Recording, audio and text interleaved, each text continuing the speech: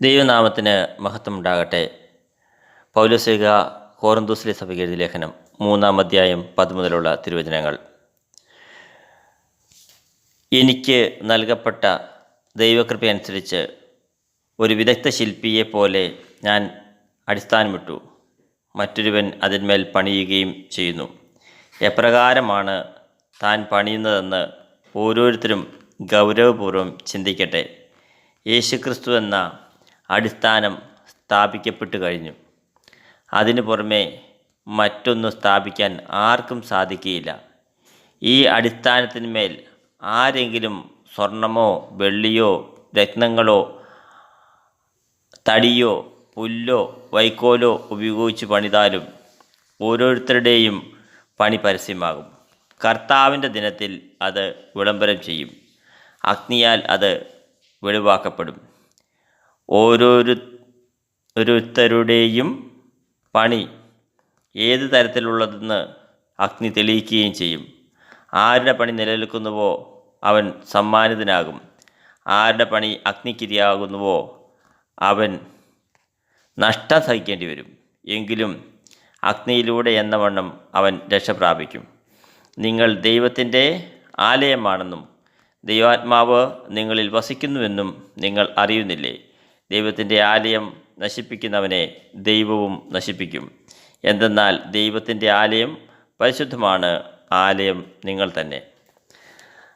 ദൈവമായ കർത്താവിന് സ്തുതി.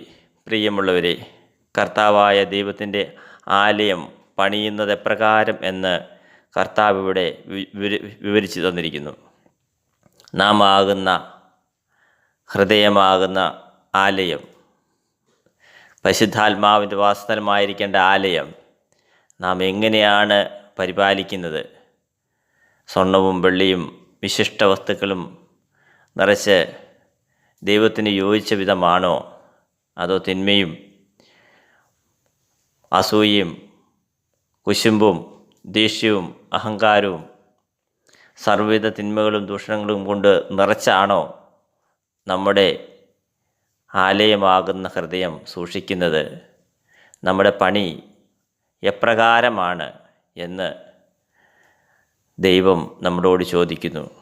നമ്മുടെ ആലയം നല്ല രീതിയിലാണെങ്കിൽ നമുക്ക് സമ്മാനം ലഭിക്കും, നിങ്ങൾ സമ്മാനിതരാകും എന്നും, ഇല്ലെങ്കിൽ ഓരോരുത്തരുടെയും പണി എപ്രകാരമെന്ന് അഗ്നി തെളിയിക്കും.